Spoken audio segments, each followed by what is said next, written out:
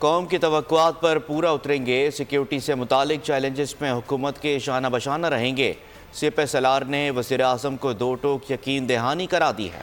وزیر اعظم نے دورہ GHQ کے دوران کہا، مسلح افواج کی آپریشنل تیاری کو یقینی بنانے کے لیے تمام وسائل فراہم کریں گے۔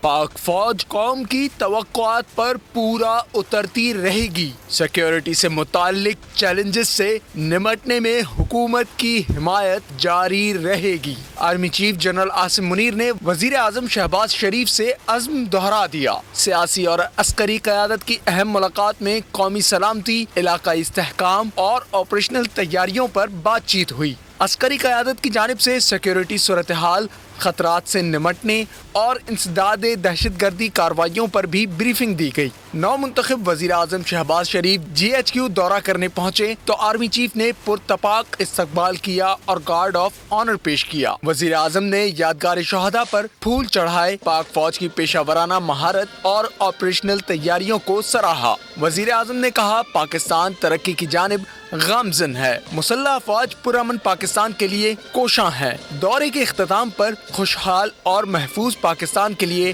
مل کر کام کرنے کے عزم کا اعادہ کیا گیا۔